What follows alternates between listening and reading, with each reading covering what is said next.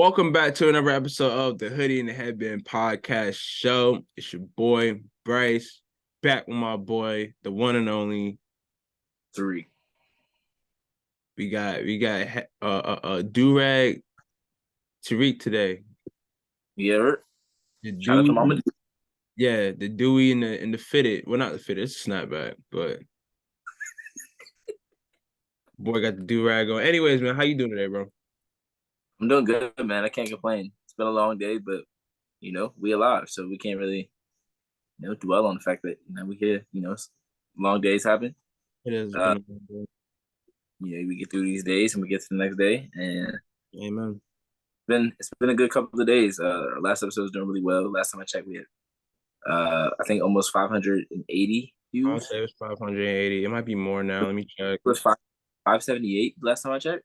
Yeah. So shout out to everybody that tuned into that. Last night, and I want to bug out right then and there. We at 580 right now. I wanted to right then and there, bro. It was late, so I just texted you. I was like, I blew your phone up. I was like, bro, we have 570. No, 507. It's 507 when I text you. 570 when I woke up this morning. I was like, bro. Because I saw your text. When I woke up, and then I looked, and it was like 548, or I think it was 548, and that was at like 5. And then when I looked again, it was like 570, and I was like, hey, that shit's still going up, because it was like gradually going up. Like every time I checked, You did, bro. You dropped up. Yeah, and the most of the came in. Most of the views came in 2 days. Yeah, that's what I say. Because by Sunday, we had probably about 200, 300 views. Hopefully by the time this was out, we had 600. Shit, that'll be tough. Yeah, I think that'll be the second 600 view episode. Is it? I looked. I thought this was the highest one. Or maybe not episode, but like video. I think we have the highest one. Clip. I'm trying to see. I think the Jokic one. Because 460 was that was earlier this season, but UConn lost to NC State. We had 295 talking about LSU and Juju. That was around the time of the top 25. Top 25 did well too. What other one did crazy? Our first Pager Caitlin video, that was 372. That was a 4-minute video. What else we did? I'm looking. Okay, no, the Jokic video did 690. That's still our highest video. Yeah, but that's not an episode. So that's not an episode. That's just like an excerpt from. As far as those, this is the highest. That was the highest rated episode, highest watched episode. So yeah. But yeah, man. Shout out to y'all, man. Shout out to y'all. Shout out to us too, bro. I ain't gonna lie. I'm shouting us out, bro. I'm dap a virtual dap up. Like we did that. All right. And we gonna continue to do it because that's what we do. We the Hoodie and the Headband. We the best podcast duo out there. I'm saying it. Good defense that UCLA was. Yeah, man. Really appreciate y'all, man. Y'all keep supporting. We're gonna keep pushing out this content. Yes. We're gonna start pushing more and more. We're gonna do more previews, maybe some reviews. Y'all keep running it up. We're gonna keep finding ways to put out more content. So yeah, man. I was kind of not in a rut, but kind of like looking down on like how things were looking, and that kind of put me back in a good mindset. So shout out to y'all, man. Appreciate y'all for real. Hey man, shout out to y'all, man. And oh no, like I said, shout out to us. We put in the work, seeing the results. That's what happens, man. Just gotta thank God at that moment. So, sure. How about you, bro? Better. I'm good, bro. I can't complain, bro. I'm back to. I don't say back to work mode because I've been back to work, but I'm getting back to work. I'm getting out of play mode and getting back into work mode for real. Because I celebrated last week. Last week was my birthday week, whatever. But now playtime is over. All right. It's the fun is whatever. You don't reach the first television timeout. It's time to kick it up. All right. It's time to kick it up. It's time to I kick was it. I was hella confused about what you was talking about. I thought you was talking about like a game. I'm like, all the games already in the third quarter. No, and I know I view life in the scheme of basketball. Like I view life like everything in life I view through basketball, which is bad, but it's fine. It's bad for some people, but it works well for people like me and you and our viewers, people that love the game the same way we do. But yeah, no, for people that understand life, understand the game of basketball the way that we do, they know. But I don't know, just how much I love basketball is that I equate everything to it. It just makes life easier, you know. So, but I'm good, man. I can't complain, bro. Me and my bro was playing throwback games today. Cranked up the old PS2, got the PS2 to work. No, it's crazy. My nephew's a genius, and he's not even one yet. But my boy's PlayStation was not working. Like he was trying to get it to work and stuff, whatever. He wasn't working. And my nephew just trying to like walk and like he wants to grab and press things and play the game when his pops is playing the game and stuff, whatever. And he's like kept pressing on it, and it finally came out. And I was like, oh shoot. Yeah, so he told me that. I was like, okay, Def is genius, man. That boy in Harry Potter. Nah, they Bro. don't. They don't rock with us like that. Put him in Wizard with Blitz. Yeah.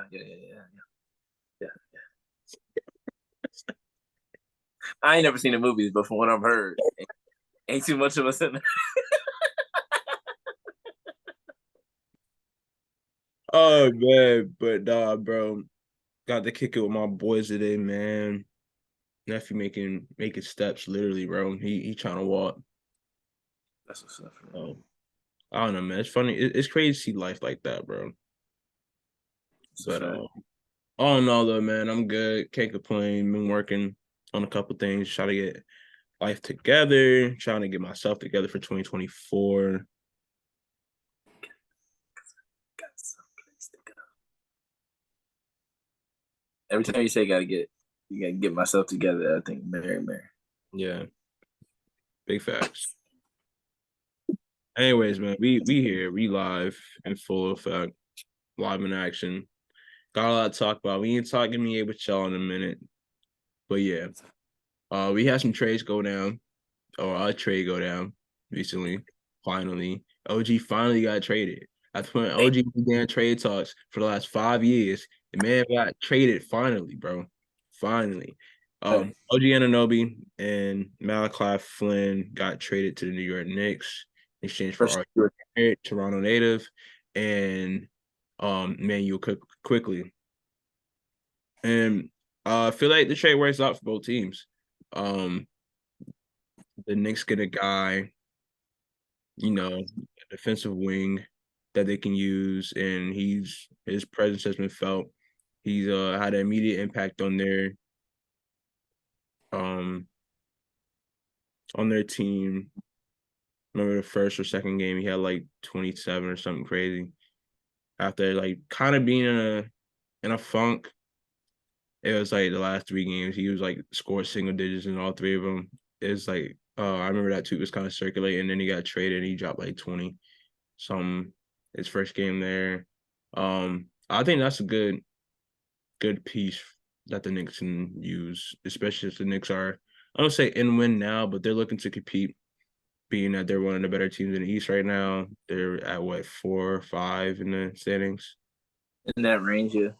Yeah, you got Jalen Brunson, who's an all-star. You got Julius Randle, who's looking like an all-star again this year, improving on his play. Um, Speak on it. I mean, you lose a guy like RJ, but you get a guy like OG. So, like, are you really losing out here? I mean, no offense to RJ. RJ's a solid player, but end of the day, you're gonna need that. You're gonna need size at that position. You're gonna need someone that's gonna be able to play some of the bigger wings or switch on to bigger players like OG could. So it works out for them. In terms of how it works out for the Raptors, Raptors get a guy in Immanuel Quickley that can light it up, give you instant offense. I got a guy in RJ Barrett who can help open up the floor a little bit, can help. You can help defensively as well. I don't think RJ's that bad of a defender. Not at all. I think he's a solid defender. And then like I don't know. I know RJ had kind of streaky up and down moments in terms of his offensive output, but I mean, you see, I don't know. It's still scratching my head a little bit about Toronto. Like, I don't know where to place them. I don't know what to say or like how to fairly judge them because I can't really tell what they're building there. I mean, they still have Pascal Siakam there, who's been the forefront of that team. I think they could get some pieces for Pascal and build around a younger core. And there has been talks about Pascal being in trade talks now. But yeah, what do you think about this trade? I think it's good for both sides. I think Pressure Chu was in the trade too. To New Yeah, York. yeah. Forgot about that. It's good for them since they have no Mitchell Robinson for the rest of the season. And Hartenstein played really well, but Hartenstein has played well this season. Yes, he's taken the lead. Yeah, to be able to get some more size off the bench because they did waive Taj Gibson. Really? Yeah, so to be able to get some size, come off the bench, and Prestige is a versatile big who can step out into three. He's a bit inconsistent as well, but when he plays well, there's a lot he can do for you from that position at that size. For the Knicks, it's a win now move for sure. Obviously, it doesn't put them in super contention, and it seems like this is a move before another move. Maybe they can go get a guy like a Donovan Mitchell or something like that. I don't know if they can actually get him, but if they can add another piece next to Jalen, Julius, and then OG, got to put them in really good, put them in a really good spot. OG adds versatility. He doesn't give you as much skilly offensively as RJ Barrett off the dribble, I would say, but he gives you consistency. He's not going to make, he's not going to make too many mistakes on the court, and he's going to clean up a lot for you on defense. Julius Randle talked about that, I think, after this Chicago game last week. He talked about how OG Anunoby had already come in and put his imprint on the defensive side, and how he's already cleaning up, some mistakes that they make from time to time. So that's a big thing for them. And then for the Raptors, like you said, it's kind of hard to see where they're going, but for them to be able to get two pieces like RJ and Quickley, RJ gets to come home, and Quickley really gets a chance to flourish as a lead guard. He's been starting since he got there. He's been playing well. And he's got like that Tyrese Maxey kind of game. Both came from the same school, both played there at the same time. So, it's people are expecting some of the same similarities or some of the same possibilities that they're seeing with Tyrese right now that we can see with Immanuel Quickley. And Toronto is a space where he can do that without having to worry about, Jalen Brunson's got to get the ball, Julius Randle's got to get the ball. He really can, have a full free flow of the offense. He can choose when he wants to play mate, choose when he wants to go get his own, and he can run some two-man with Scotty. He can run some two-man with Siakam as long as they're on the same team. And then again, like, what are they going to do with Siakam? There's trades about the Kings, the Grizzlies, the Warriors. So it'll be interesting to see how they go about going into the trade deadline over the next month or so.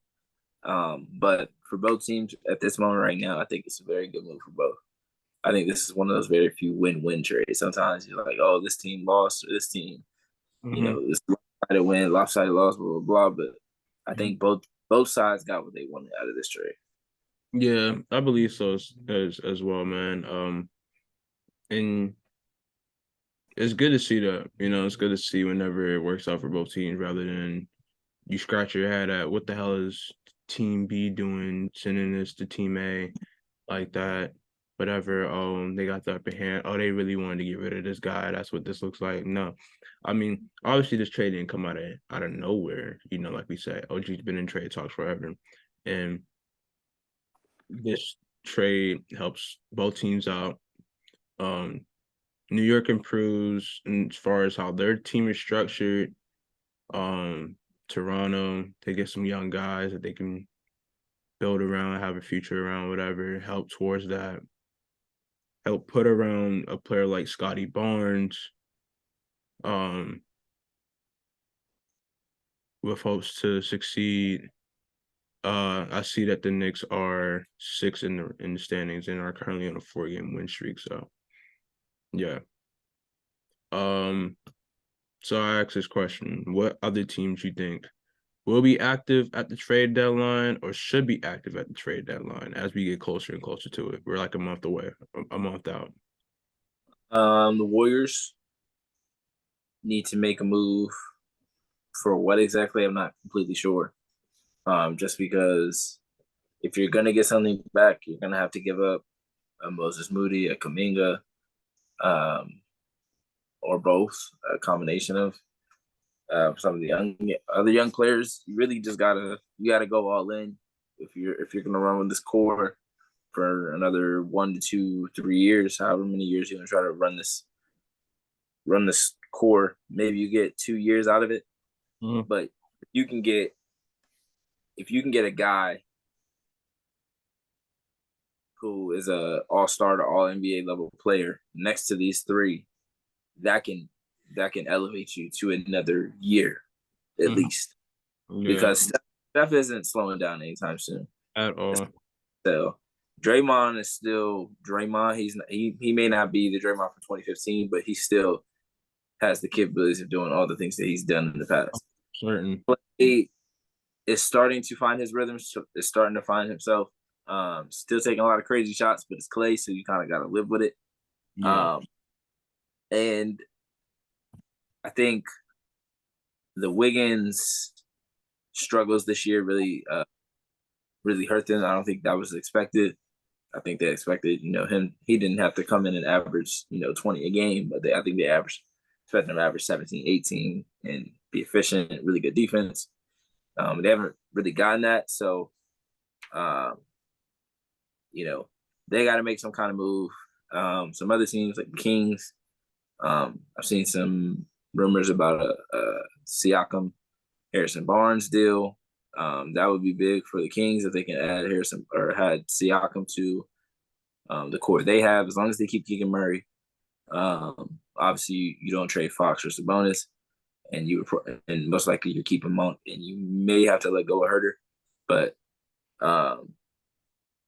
if you can keep your core guys, and get a Siakam in there, that really elevates them to another level. The Grizzlies, maybe not.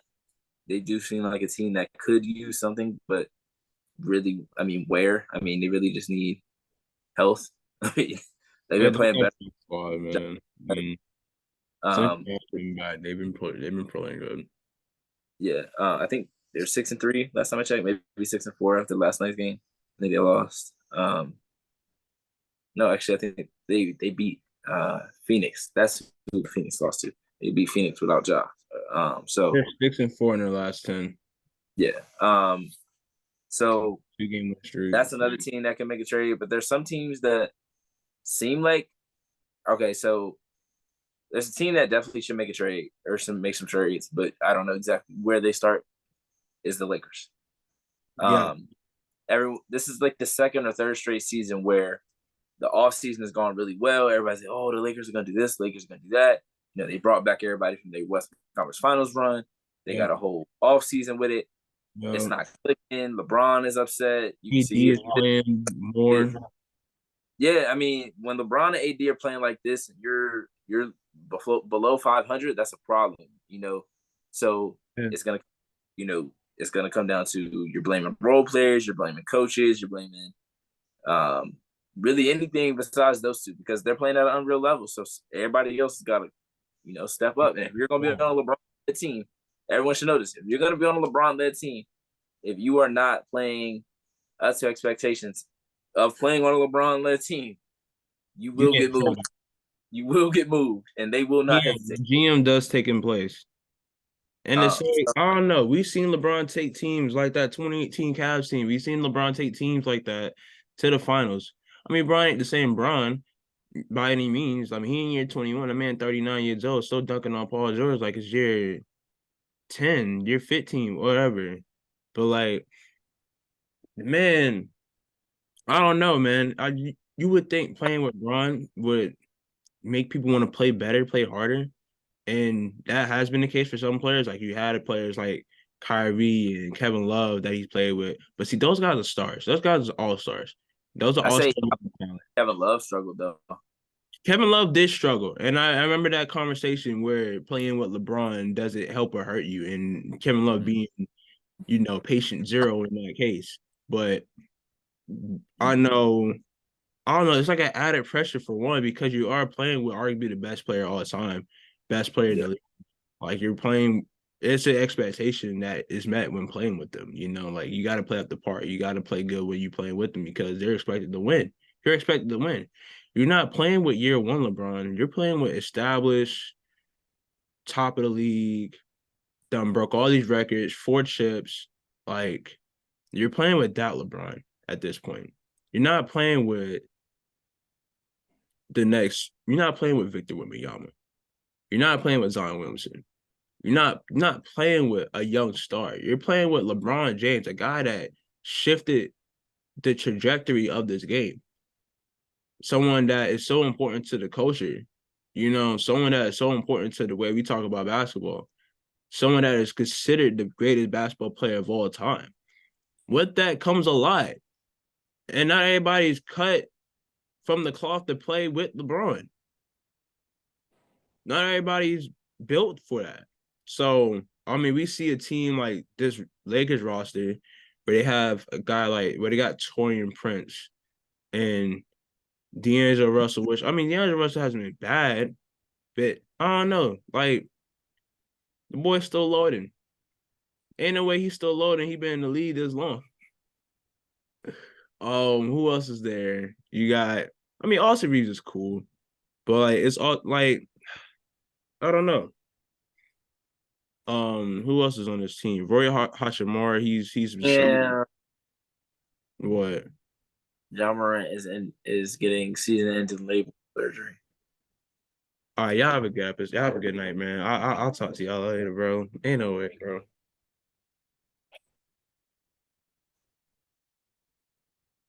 That just pissed me off, bro. That just made me upset, bro. Like,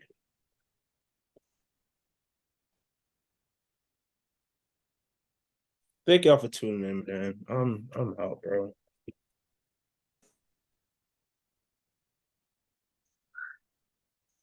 Oh man. Well, get well soon, y'all. Um, hopefully it's not nothing that's really gonna hinder him for years to come. If you do it now, you don't have to deal with it later, like Paul George or Alyssa Thomas have in the past and still in the present for Alyssa Thomas. So hopefully he's able to, you know, get the surgery, get past those. And I But just can't give him my label. I'm not using it. yeah, it definitely sucks to see though because he was playing really good basketball. The Grizzlies were starting to get healthy. Luke Kennard to come back, Marcus Smart's back. And players were starting to play better in their roles since those players had come back. So it's kind of tough to definitely a tough pill to swallow, but um, it's just more opportunity for players like Desmond Bane and Jaren Jackson Jr. to step up and show like, hey, like when Ja comes back next year, like We're gonna have him from game one, and we're gonna get it popping. But yeah, definitely sucks. Definitely sucks. Well, like I was saying though, it's hard to play with LeBron James, man. Like I don't know, just how it's expected. I mean, we've seen how fans have treated Danny Green for missing shots in the clutch, wishing him and his wife death threats. To this day, they still hate that. Game. They ended up winning the championship, but I don't know. I get it. Your shooter ain't making shots. I don't. I'm not saying. I'm saying yes. I get it. I'm not saying I don't get it to that extent, but I get why people would be upset. It's like, yeah, you want the players on your team to play well. All right. You want shooters to make shots.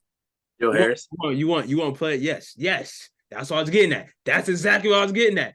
You want your players that shoot the damn ball, piss up the ball, they make the damn shots at the damn time where they make shots. Do what the hell they paid for.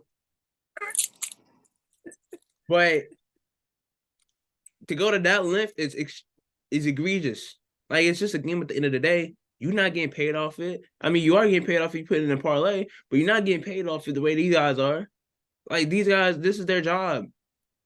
They're human at the end of the day. They might not seem human because they're jumping from the damn free throw line, dunking on people.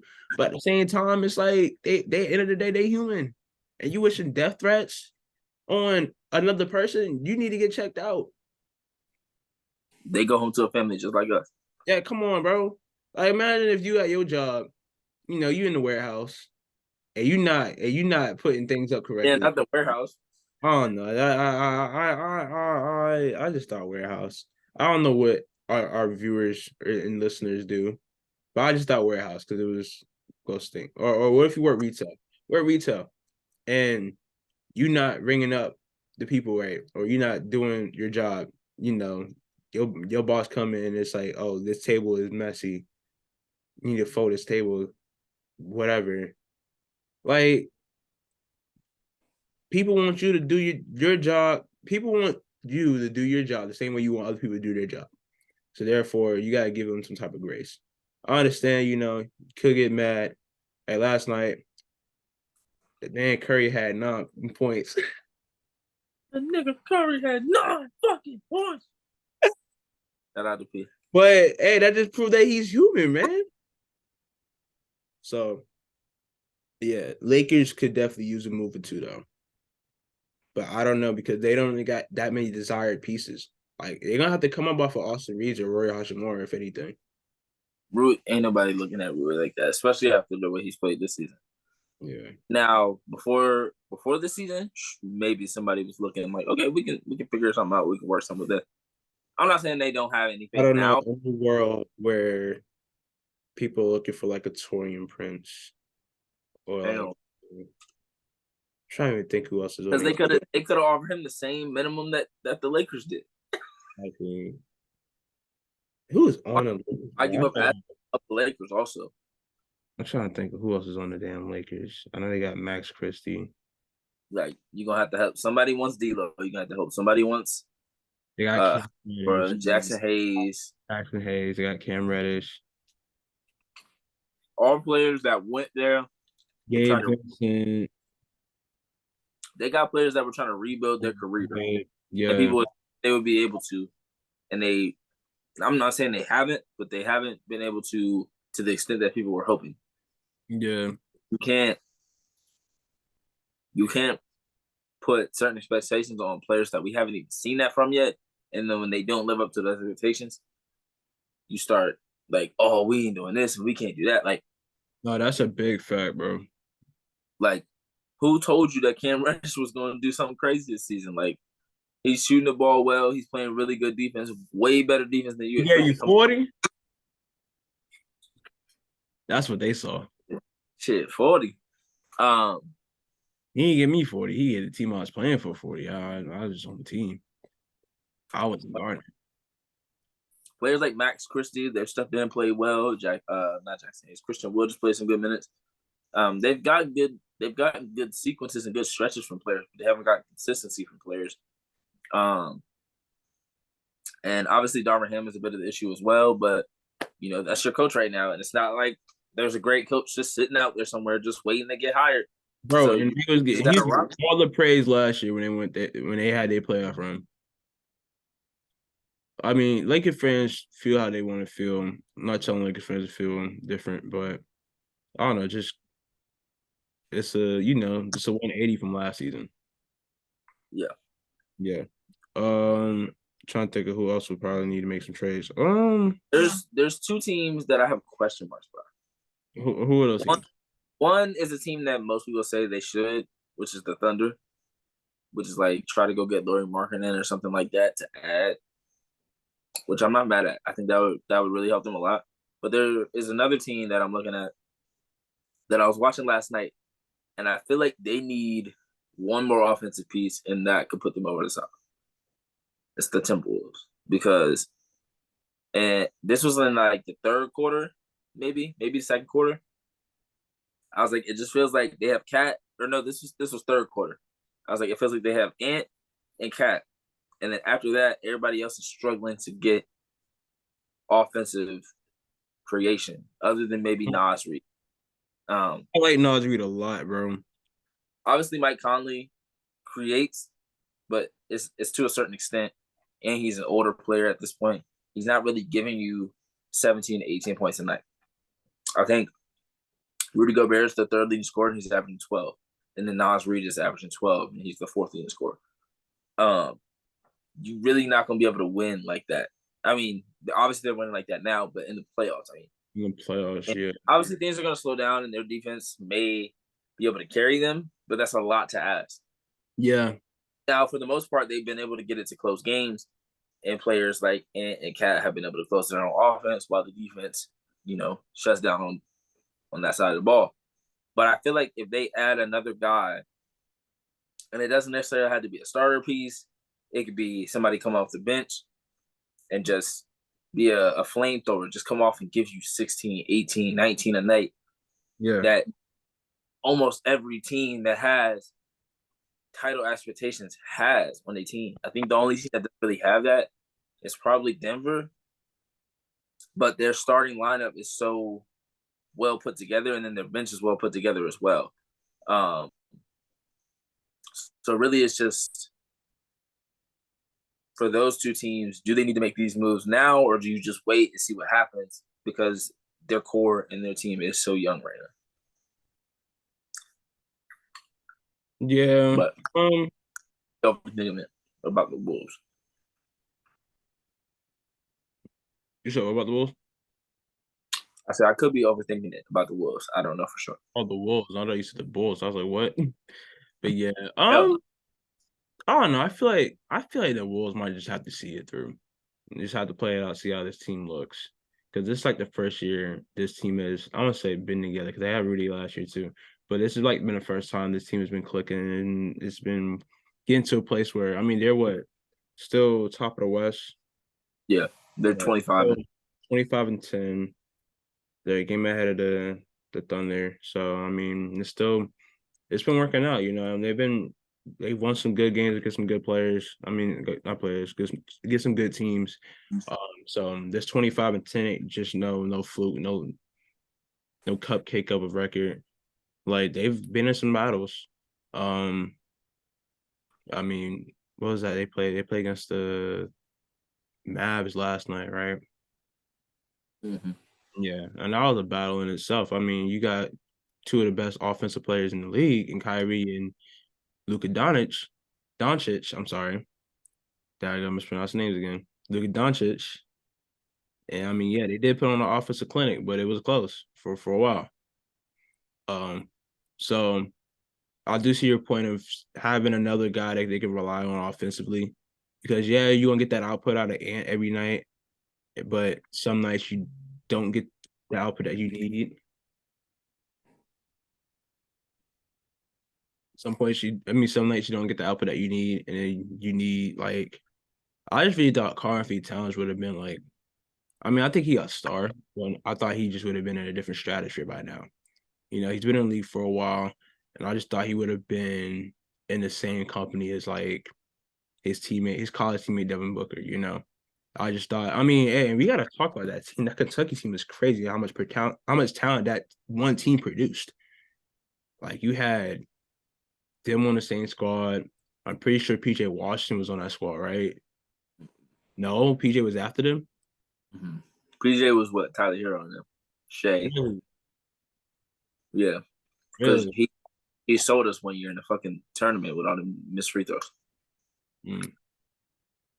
But Cat had I Cat mean, had yeah, the twins with him. what's the boy name? Derek Lucas. So I believe so. I know that Kari Johnson was on that team. I would say Trey Lyles was on that team.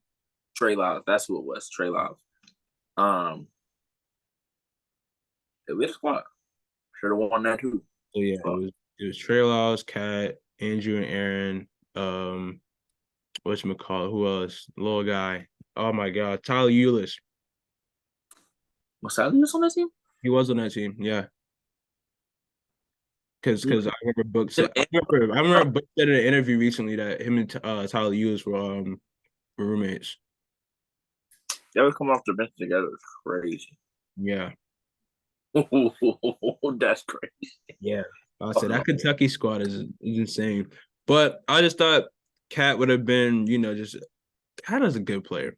I don't want to say that Cat is a scrub. I just thought Cat would have been in the conversation like one of the best bigs in the league type conversation, like up there with AD and damn and B. Yeah. I mean, he's still pretty good. Like I think he'd be a good second or third option on a contending team.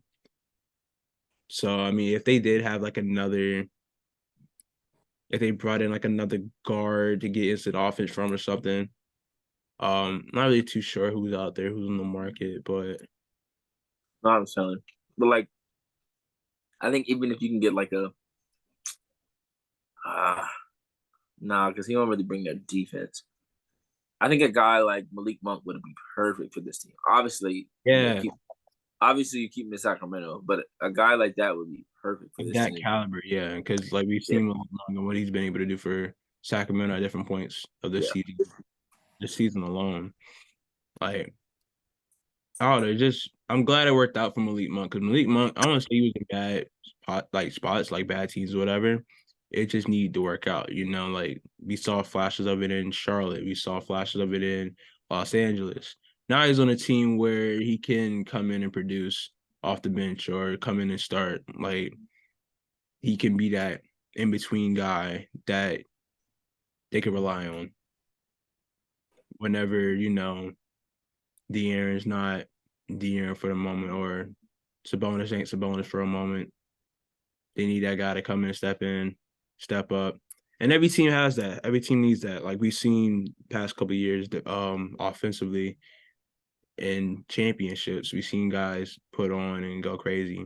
Like we've seen how it happened last year for the Nuggets, how they had like Jokic, but yeah, like Tariq just mentioned, Bruce Brown. Bruce Brown pulled up in big games, and I don't know. It felt like he just lived for those moments, It's a fact. like even Jordan Poole with the Warriors that year, like Jordan Poole, That's some huge moments in the finals. big moments, bro. But yeah, um, trying to think of what other teams are in weird positions. What do you think Atlanta should do? Atlanta. I think they're currently like 11th or 12th in the East. Yeah, I feel like they could either rebuild or retool. I mean, they still have Trey Young that they can rebuild around. It didn't work out with John Collins. They traded him. So I feel like this would be the time to build around. I mean, not rebuild, retool. Not do a total rebuild, don't get rid of Trey. Because I think Trey can be a player that can help lead the squad, lead the team. I mean, he's had playoff experience before. They did make it to the Eastern Conference Finals. And I don't want to label that as a fluke because I don't think it is, but we've seen them not even get nearly as close since then. But I do think with the right team and the right system, getting traded to play the right way, it can work out. Like I see the potential in Trae Young, man. I know I was hard on Trae Young a little earlier this season, but when you got a player like that can light it up on offense and create for others on offense as well. You know, the guy led the league in scoring and assists a couple years ago. Hasn't been done since Nate Archibald. But you got someone like that is that dynamic offensively. You can do whatever with the bet. You can do what you need to do. Like you can succeed with that in making the putting the right team around that. You have to build around that correctly. So I think that's what Atlanta needs to do and focus on. I mean, they definitely got good pieces there right now. Um, it's just a matter of making it work.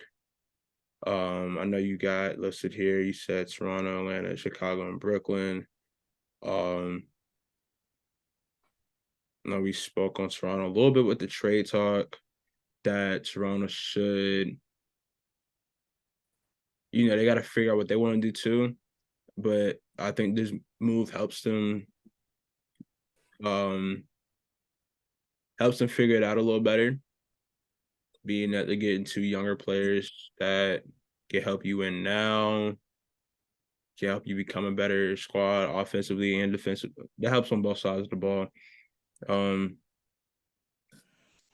In hopes of building around like a guy like Scotty Barnes if you guys want to do so. And then, I just ask you whether you want to deal Pascal or not, being that if it makes sense, if it's there, I'd say probably do it because Pascal's getting older into his career that he can help a contender out right away. I know there's been a lot of talks with Pascal to Golden State. That'll I think that probably solve a lot of Golden State's problems right there. And then but yeah, Chicago. I feel like Chicago just need to start over. Like the Levine, DeMar, Vucevic thing didn't work out. So go ahead, start fresh. Go ahead and trade them more to contenders or wherever they got. I know they got desired locations to go to. I mean, I think Levine has been more vocal about it than DeMar has, obviously. But I mean, you can definitely get a good haul for both. Vooch, I don't know if you can really get a lot for, get as much for, I should say, but I know you can get something for Vooch. I feel Vooch, like it's easier to move Boots than it is to move DeMar. yeah, I Who feel who like who does DeMar fit with? right. I feel like you can move Vooch to maybe a team like the Lakers. Um, but then that's just you put another guy, all-star level guy under that like LeBron expectation again, and Laker fans they don't got patience. They got 17 chips. All they know is to win. They don't have patience. It needs to work out now. It's not going to work out. Either do Bron fan. Yeah. Brooklyn, my squad. I don't know what the hell they need to do. They need to do something. It's at the point where it's like, yo, start over, or it's just like, all right, because see, we don't have our draft pick this year. I want to say this is the year to go to Houston, but It is. yeah. And then I think next year is when we get the Suns pick. I don't know. It's it's tough, man. Like KD, that the aftermath of the KD Kyrie trade, you're starting to feel the effects of it. Starting to See, I realize. didn't really turn back. You said what? I didn't really get a ton back. I mean, Like you we got got Mikal Boston whole back, but you got role players back. yeah, we got guys that would have. So the Kyrie trade happened first. I felt like if the Kyrie trade only happened, the Nets would be in a good position because they got a guy like Dorian Finney-Smith, who's been a guy that we've been looking for. We've been looking for like more wings, and then we got like a mad wings, but we don't have the team that we wanted with these wings. We wanted wings with the 7-11 squad. We didn't want wings just to have wings. Like That now, boy sound huh? so that boy sound hungry. Out of context, you sound hungry as I hell. know. We don't want wings just to want wings. We want good wings. We want the lemon peppers. Yeah, but nah. So I was asking for wings because that just would have been the thing to have. Um, like that's why I thought it would have worked out initially with the initial squad. Whenever like before before the Harden trade, because we had a guy like Karis LeVert, which I mean, in hindsight, Karis LeVert, he's all right. I just thought he was just moving into a upward trajectory at that time. Minnesota could use him. Yes. Somebody like him. Because Karis still has that one random game where he goes off for like 25. He be playing well. He Yeah, just yeah, don't be. yeah. I mean, Karis ain't no scrub. It just, I don't know, just the trajectory that he was on in Brooklyn made me think he would have been a future All-Star before KD got there. Maybe Brooklyn fans just not good. Never mind. Because I just feel like y'all get so attached to just regular ass players, and that sounds crazy. But like, Well, because you got to think, though. You got to think. I mean, I understand, yes. I don't like when people bring up that squad of um the OG squad of Joe Harris, Dinwiddie, D'Lo, Jared Allen, but they worked well together. That was a nicely built team, low key. Coach under Kenny Atkinson, that team was solid. I mean, that's they were. part one. The coach. That's part one. Y'all should have never let go of Kenny Atkinson. I don't. Yeah, that was a KD Kyrie thing, bro. They were just like, yeah, I think Kenny Atkinson was a good coach. Very good coach. Yeah, He should be a head coach. If he was anything, about to be a head coach of Charlotte, but he was like, "Nah, y'all got too much going on over there. I ain't gonna do that." hell no, I never don't mind. blame Kenny. Kenny, I don't blame you at all. That's where the Lakers should have gone. They should have gone to Kenny. Yeah, But yeah, no, I think Kenny Atkinson did good with young talent, and he did good with that squad. Squad made the playoffs. Um, they did lose in the first round to the Sixers, but they had that fight. They had that dog, and they had something about them was tough. They had some heart. They played with heart, and that's why I like them. That's what drew me to the Nets. I ain't gonna cap. That's what drew me to them. That squad, I seen that squad. I'm like, okay, this squad is fun. That's what drew me to him. Kid you not. Tariq talking like Tariq looking like, man, talking about that line. I tell no lies on this podcast. nigga, I was there. You Don't was lie. not there with me when I went to go see them live.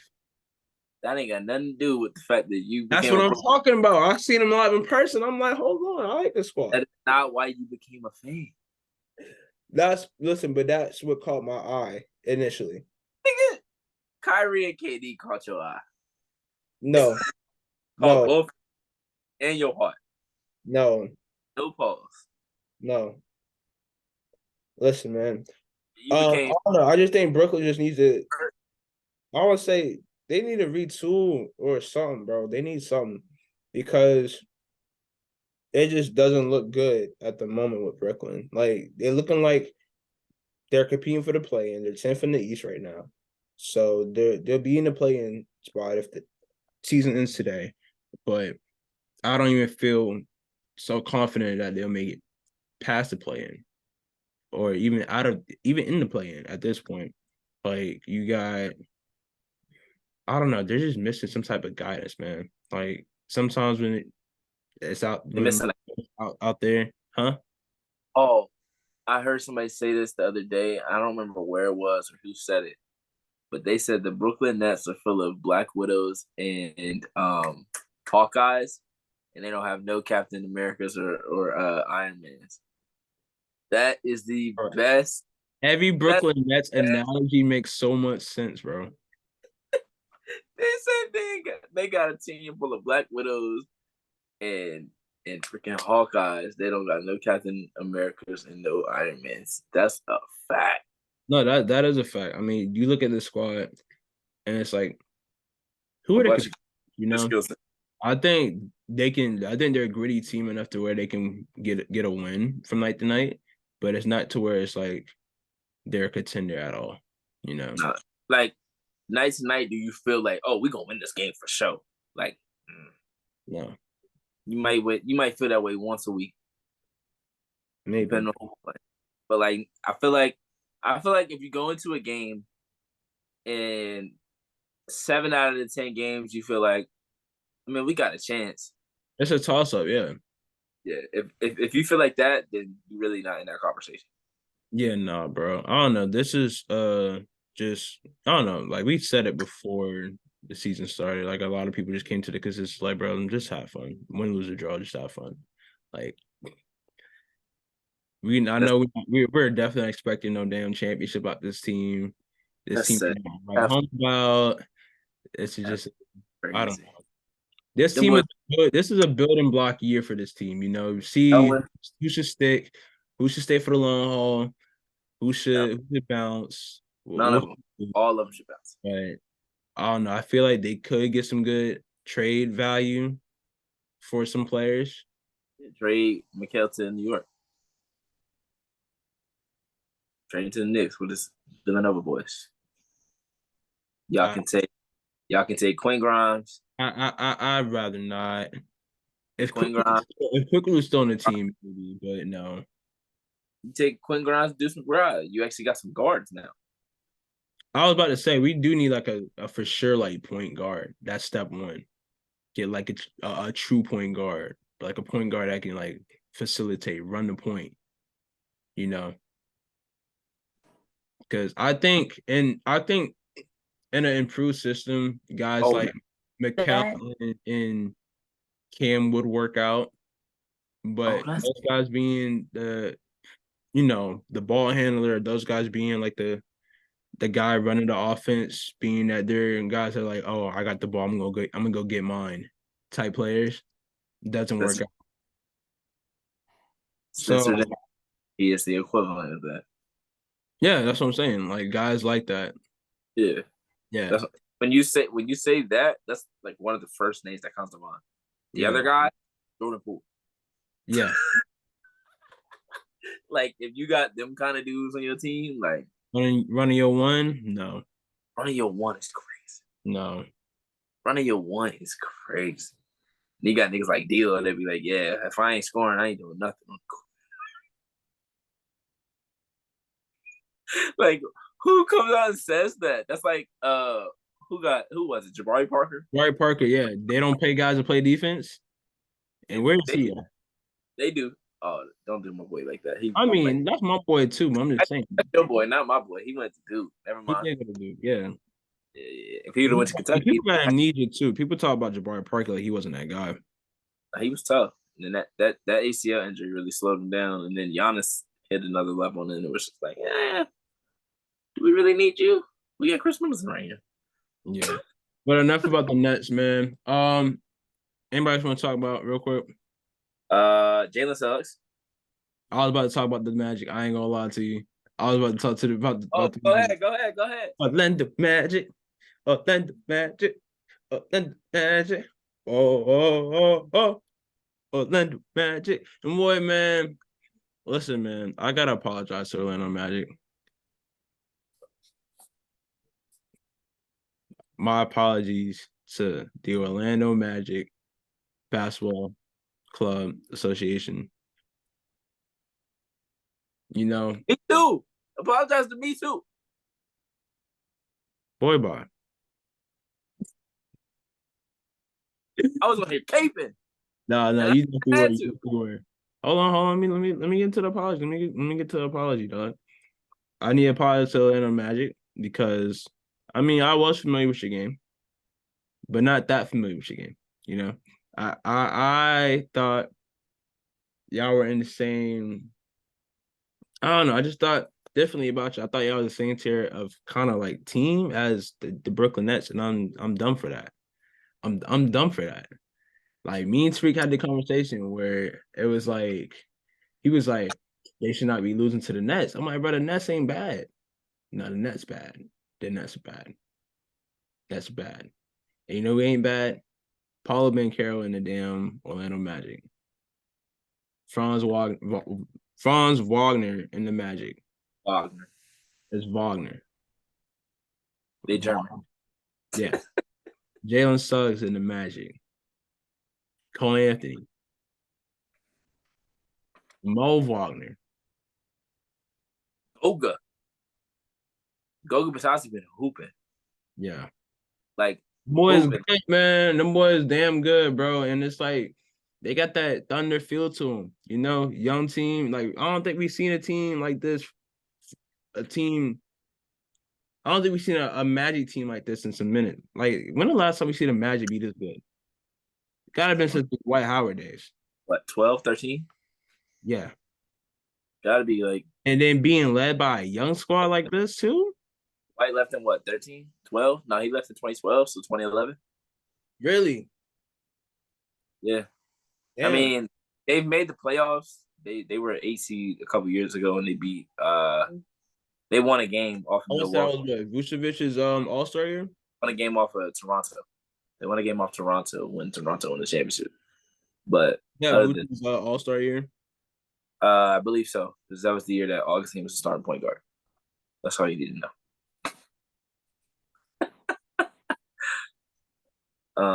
Shout out to the Atlanta Magic, man. Them boys are 4th in the East, 2-game win streak now. Yeah, 2 good wins too. Yeah. Like I said, man, I don't know. We had Paulo rated pretty high in our top 25 under list. Probably need to be ranked high. Yeah, with good reason, man. Paulo's been playing at a higher level. He'll be an all-star this year for sure. Let's see what his stats look like. Orlando, man. 23, 7, and 5. What's his January split? I know it's only day, but what's his January split? Let's look. Cause he been going crazy these last like 4-5 games, like 30 plus, and he had a triple double. He did have a triple double, yes. He's been hooping, and he's been doing it in the fourth quarter when they really need it without Franz. So that's because they beat last 5 games. Look, last 5 games. So yeah, last 5 games. So that's January basically, except for. All right, this goes from January. This goes from December 31st to yesterday. That's right. So 33 points a game, 9 rebounds, 6 assists, 1.5 steals. Yeah, 1.5 steals. And he's shooting 45% from the field, 47 from 3. Yeah. Y'all hear that? 47 from 3? Yeah. Paolo hitting threes like that. How do you guard him? And that's on 7 attempts. Paolo hitting threes like that. How do you guard him? Because if you step bro up, went 6 for 9 last week. If you step up, he's going by you. Bro went 6 from Paolo's really a great player, bro. Like a great build. Like he's that's why I was so high on him coming into the league, bro. Like it's not just a Duke thing with Paolo. Paolo's special. I think he gets very underrated. He's very underrated too, man. For a number one, for a former number one overall pick, he's very like. I feel like people talk about Cade more than they talk about Paolo, and Paolo has showed more already than Cade has to this point. In my opinion. And it's been that way for a while, Paolo too, because I didn't even remember like coming in from him like being in high school, and people kind of like overlooked him when he went to Duke, and then he goes to Duke and he goes crazy. You know, they make it to what, the Final Four? Yeah, they made it to the Final Four. He was on the last Coach K team. Made it to the Final Four. Yeah, they lost to Carolina. I don't care, but whatchamacallit, but he was a big factor as a why, and as a freshman leading your team that far, that's no small feat. So I think he's been ready for the moment, bro. He's gotten his body right, you know, because he was dealing with the cramps and stuff, whatever. But got his body right. He's in NBA shape now, and he's doing the damn thing. I agree. Jalen Suggs has been absolutely hooping this year. His offense is finding its rhythm. His defense has been elite all season. I was watching. I think it was last night. I was watching the game, and after the game was over, I was like, "Who does Jalen Suggs remind me of? Who is his game?" Mm. I know a lot of people say like Marcus Smart, but honestly, I feel like he's more like, and this is also because of like draft range. Without the playmaker, I'm not saying he's not a playmaker, but he's not a playmaker to this level. But he gives me the same kind of. He gives me the same kind of skill set in a way as Lonzo. Yeah, How good yeah. Lonzo is. The shooting has improved over time, Mm-hmm. and then Jalen has the ability to play make. He just doesn't have the ball in his hands a ton, but when he does make stuff happen for him and his teammates. Yeah. Obviously, he's not the passer that Lonzo is. Lonzo, when he's healthy, is one of the best passers in the league. But defensively, like lengthwise, athleticism, like I just feel like all like they're kind of in that same kind of realm. And I think if they weren't drafted as high, they'd be looked at a little bit better. Obviously, Lonzo got hurt and he was playing really well before he got hurt. So Yeah. We talk about Lonzo being able to run again. we have not talked about it, no.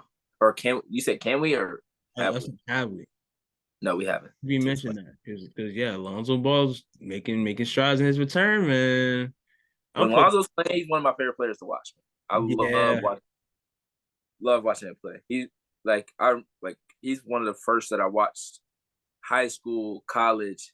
Like I was staying up 10:30, still in high school, staying up 10:30 to watch UCLA games when they was on TV. My man was hitting step back half court threes on Dylan Brooks. Like when he was at UCLA, like he was, Freshman. huh? It's not think we were freshmen. Were we? No, we weren't. We were freshmen in college, yeah. We weren't. Bro, we were freshmen in college, bro. I don't want to tell you why. No, That was 2017. That was 2017. 2017. We were freshmen in college. No, we weren't. In 2017, that's false semester, Tariq. Not that year. Yes, that year. March of 2017, we hadn't graduated yet. I'm pretty sure. I thought Alonzo was a freshman the same time we were freshmen. No, because I remember watching No, Lonzo. you're absolutely right. You're absolutely right. You're 100%. You're absolutely right. You're absolutely right. Yes. I remember watching Lonzo versus De'Aaron. I was not in college yet, and then I remember watching the Kentucky game. Luke May hitting that weak ass shot. I remember that shit. Actually, now that I think about it, as a Commanders fan and a Kentucky fan, I don't want Drake May. Fuck that. What said Drake May related to Luke May? I did not know that. Brothers, I just remember that. Hell no, we don't want him. Trade up to get Caleb Williams. I don't want none of that juju around me because if he come over here and he asks, oh my gosh, I'm fighting any May I ever see in my life, bro. Let me run into a May. I'm whooping their ass. Draft analysis, NFL draft analysis. Tariq does not want Luke May. I mean, not Luke May. Did not want Drake May. Luke May's brother. That's what we're gonna call him. Nah, let me chill. But nah, I think if Lonzo can get back on the court, that'd be great. I think it's kind of tough, where it seems like he's at health wise. But we haven't seen it, so we don't know for sure. It's a lot of it is rumors, a lot of it speculation. I just love seeing him back on the court, but I'd rather see him. Luke May as well, bro. What's up? I used to hate Luke May as well. I still hate that dude, bro. I can't stand that one. That weak ass shot, man. That's my generation's Luke. Christian Laettner. Listen, he's in college too long for me to respect him. Nah, you respect Perry Ellis. Do I? Why don't you? Perry Ellis was you respect Patrick Young. Only person I respect that did 4 years is Russ Smith. You don't respect Draymond? Draymond did 4 years. Buddy Hield was damn near a super senior. I'm about to say Buddy Hield was there for a minute. I thought he did 3. He did 4? He did 4. That's why they didn't want to draft him that early because he was already, 23, 22? Yeah, Buddy. Oh, Yeah, he got drafted number 6, too. oh, Mikal Bridges did 4 too. I forgot. Well, no, he did Yeah, 3. Bridges, Josh Hart did. One of them did 3. Was it Josh Hart that did 3 or Mikal? I think it might have been Mikal. I don't know, but I don't Brunson know. did 19. I know. They all got 2 rings. So Because DiVincenzo was a freshman their junior year? let's see. Was it? It had to be Mikal, not Josh, because Mikal was 2018. Josh and Jalen was 2019. I think Dante was 2019 too. Because Mikal is definitely the better prospect out of him and Josh Hart. I would believe so. Because what Josh Hart was second round pick maybe by the Lakers. Yeah. Shit, I wanted Joe Barry to get drafted. I used to rock with Joe Barry. He looked like RJ Davis. But yeah, man. Ooh, what the? Somebody turned the heat on. Before we get to this one particular fellow, I have a tier list for you. Oh, he did 3 years. Mikal did 3 years. I thought so. And he won 2 chips in 3 years. That's crazy. I did. And that's after people was talking crazy too. All right, I got a tier list for you. right, what's the tier list? You're going to be ranking, or you're gonna be putting these duos, these young duos, in a ranking or in a tier list. So the first duo, Anthony Edwards, Karl Anthony Towns. Mm. The second, Shai Gilgeous-Alexander, Chet Holmgren. Mm. The third, De'Aaron Fox, Domantas Sabonis. Team. The fourth, Ja, Desmond Bane. Okay. And the fifth, the guy we just talked about, Paolo Banchero, Franz Wagner. Ooh, Orlando Magic. All right. Am I missing anybody? So you said Ant and Cat. Mm-hmm. I don't think I'm missing nobody. Oh, I am. I'm about to say duos. Yeah. Bam and Tyler. I thought you were gonna say Book and KD. Young duos. Young duos. Yeah, KD old dude, bro. I ain't gonna lie. Yeah, KD old as hell. Now let me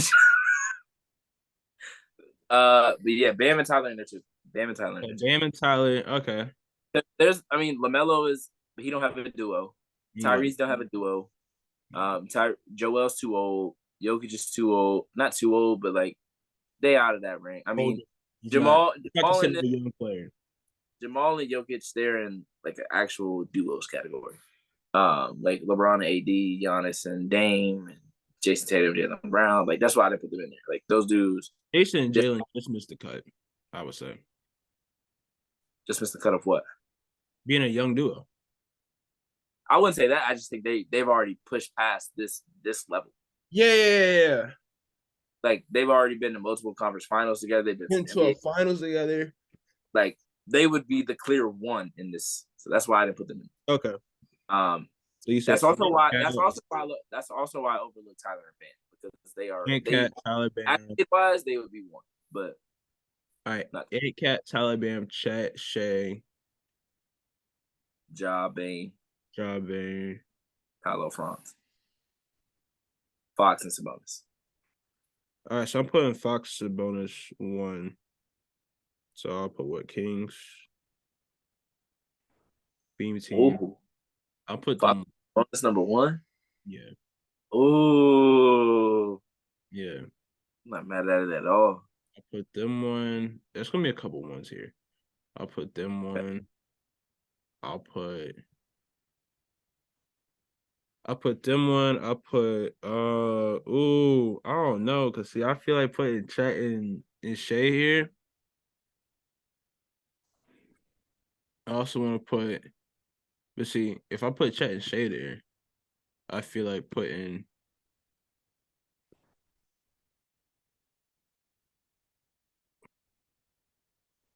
Nah, give me Bam and Tyler. I'm tripping, bro. Miami, they won. So I'll put Chet. I'll put OKC and Orlando in the 2 tier. I don't know. I wish we put Damn it. and Bane. I don't know. I think this is just recency bias kicking in because y'all like that Grizzlies team was good last year and year before, but this year is a different story, obviously. So if we talk about right now, I'll put them third tier. I'm not too mad at that. I think I don't want to say that. And there's That one more hasn't team, necessarily. right? Oh, yeah, the Timberwolves. I'll put Timberwolves maybe. I'll put them second tier. They're second tier, but they're like close. They're like on that line between second and third tier. Like they just made second tier, in my opinion. Damn. But I mean, they got more to work on. I mean, as a duo, like. So, do you think? But Do you think Tyler Hero is better than Karl-Anthony Towns?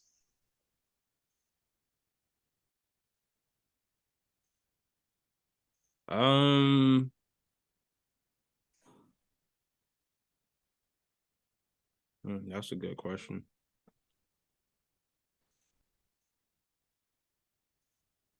That was a very good question. I'm not saying you're wrong. I'm just curious because, you put the I first. mean, I would think Bam is better. Obviously, I would think Bam is better. But as far as Tyler, maybe. Yeah, I would say Tyler's better.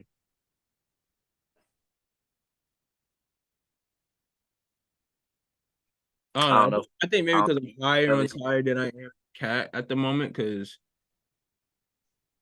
Cat has been in the league longer.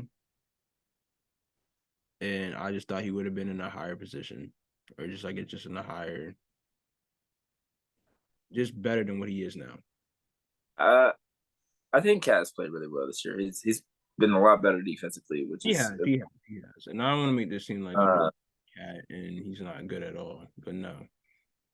I just would expect more. I thought he would have been like star, which is fair. Yeah. Definitely.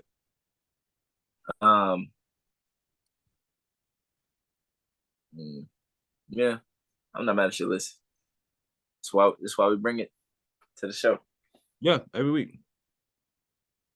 Before we're supposed to get to one more thing, but before we get to that, I want to talk about my boys. I don't normally do this on the pod, but shout out to my boy. Shout out to my guy Bam. Shout out to my guy Jaime Jaquez Jr. Oh, shout out to my dog.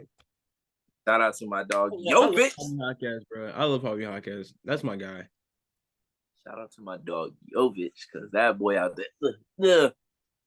Come on now, Jovic season. We here. We are here. This is what we've been waiting on, man. This is what we've been waiting on. Tyler Hero as well. That 4 lineup right there. That I don't care if we win or lose. If I see all 4 of them on the court at the same time, that's all I need to see. That's the future right there. That is the future right there. But yeah, man, they've been playing really well together. I think we had one bad game against the Clippers, and I think we lost another game on the West Coast. I think we lost to Phoenix too. But we had a really good win against the Lakers. So pretty good West Coast trip, and we just beat Houston tonight. So another good win for us. So, and we're doing this without Jimmy, without Caleb Martin. We had a game without Kyle Lowry. We had a game where we played RJ Hampton, Jovic, Jaime, Bam, and Tyler. Still went out there and got a dub. So shout out to us, man. Shout out to the guys. But last but not least, Draymond Green is being reinstated. That was his podcast. That man came out with a pod episode of them. That boy, And y'all talk seen about how his face? dog. I don't know how I feel. That man talking about he was talking about retirement. That man talking about how he locked himself in the man cave for 2 days. That was I feel that's cap. I'm sorry, bro. That man talking about something. How your family go 2 days without knowing you home? that is crazy. I can't Your lie. daughter call you. Yeah, oh, you in the man cave. It ran. They ain't think to check there. Let me He ain't stop. good at his own hood. They ain't had to check in. That's crazy. That man Draymond was in the crib. I don't know, man. The fact that he could contemplate a retirement, bro, after this. Contemplate a retirement after slapping somebody.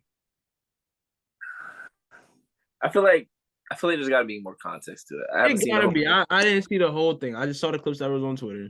So I didn't see the whole thing. But from what I have saw, from what I've seen, I don't know, man. You talk about how him and Steve Kerr shared a moment, and I think that really sums it up. I think that really speaks to the position that he's in and just to the state of the Warriors as a whole. Being that they did build this together. Steve Kerr was the coach for those championship runs. And Steve Kerr saying, like, bro, this is not how it needs to end. Like, I felt that because I feel like it could end much better and much more gracefully. Like, Draymond is a great player. Draymond's a good player, former defensive player of the year. Regarding him as one of the smarter defenders in the league, one of the guys that could guard 1 through 5 in the league. That's rare. Not a lot of guys can do that. So yes, for a while, Draymond has been that guy, but last couple of seasons, bro, Draymond has not. We've seen Draymond be more known for the stupidity he does on the court than his production on the court, So I just hope he gets his act together for his sake, because I would hate for anybody to be known outside of who they actually are, Like, I would hate for somebody's legacy to be determined by a couple events rather than the 80% of the career that got them that far. Like, even with James Harden, sometimes I think like the person gets in the way of what they've been able to do, like he acting out from team to team and stuff. That's getting more shine than the MVP season or the highly skilled scorer that he was at one point in time. I think people don't forgot about that and remember more of him going to the club, getting his jersey retired in the strip club. I think people remember more of Draymond Green's incidents than his moments on the court where he's producing at a high level, getting triple doubles, making the occasional 3 to seal a game or something. Like, just making great defensive stops and being a great defensive player that he's been since he's gotten into the league. So, yeah, I'm glad that he was able to get the time off. I mean, the suspension was needed, but for him to get the time to be with himself and get the help that he needed, talk to the people that he needed to talk to, in hopes of not having to get back into his position again. Because people gonna probably try him too. They gonna try him. I think now, I won't say a target is on him, but they gonna test that gangster when it comes to Draymond now. So, yeah, what are your thoughts on it, man? Hopefully he comes back and he's able to keep himself from making bad decisions. Like you mentioned, he's starting to be known more for the antics than his game, and that is sad because he is such a great player, such an intelligent player. And it's crazy because, like, when I talk to people that don't watch basketball or, like casually watch it, like my coworkers and stuff, they'll be like, oh, I do know Draymond, but they know him from his antics and the stuff. Like they know him from kicking people or choking people or slapping people. Like Draymond should be known for that. Like Draymond should be known for the great defender. He's been the great teammate. He's been the great leader. He's been the heart, being the heart and soul of one of the best dynasties in NBA history. Like that's what he should be known for. Could have had a Finals MVP if they win that Game 7 in 2016. Like that Game 7, he had like 37 and was going nuts. So, it's just hard. It sucks to see somebody, make these kinds of mistakes, and it get to a certain point of where it's like, you know, it's kind of like now or never. Like if you don't figure it out now, I'm not sure you ever will, and it sucks to for someone to seem like they're at that point. And I do hope he got the help that he needed. If it was just him being away, and just seeing or hearing it from other people's perspective, hearing it from the commissioner, hearing it from his coach. Hopefully, him and Steve Kerr actually had a conversation, and Steve Kerr was able to say what he needed to say. Draymond was able to say what he needed to say. And same with the Adam Silver conversation. Hopefully, Steph, Clay, whoever, his wife, his family were able to have conversations with him and just let him know, like, hey, this thing's been going on for a while. We probably should have said something beforehand. We hadn't. And, it's starting to get kind of out of hand. And I feel like at a certain point, he probably realized that. But it's hard to know for sure because we've had this conversation before, and then we come back to 2 or 3 weeks from now, and he's had, another just wild moment. And, it's not really anything you can explain. So hopefully, hopefully he's gonna come in and make the right choices and help his team because they do really need him. And hopefully he's able to play the rest of the season with no issues. So yeah, that's really my take on it. I don't really want to put too much on him or put too much negativity on him or give him too much credit because he hasn't. I don't want to say he hasn't earned it, but there's been so much that's happened that it's really hard to just be like, oh yeah, I want to give him the benefit of the doubt. Like I'm going to, but it's not like, oh, like it definitely won't happen again. Like we don't know that for sure. We don't know that for sure at all. Yeah.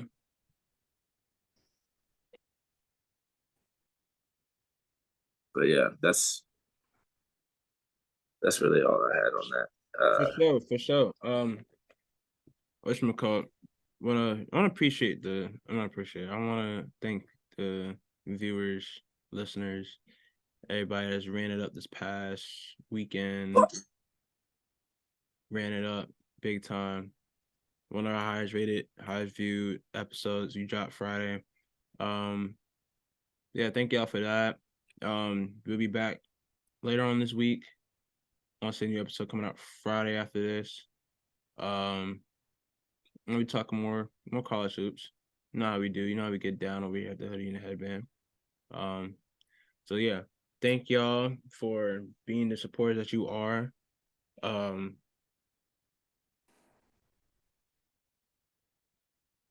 a lot of good basketball. Before we get out of here, Yeah. ML, y'all still lucky y'all ain't see Clemson. That's all I'm gonna say. Oh shucks. Fucking Michigan won, bro. I'm bad. Yeah, they just scored another touchdown. It's 33 or 30, 31, 34. Yeah, it's getting ugly. Shit. I was hoping Washington won, man. I was pulling for Michael Penix, man. They running back went out there with a fucked up knee for no reason. Fuck was lost anyway. Shit's crazy. But congratulations for tuning in. Appreciate it. Big time. But yeah, we'll be back later on this week. Yes, sir. more quality hoops conversations as we are known to give. So appreciate y'all.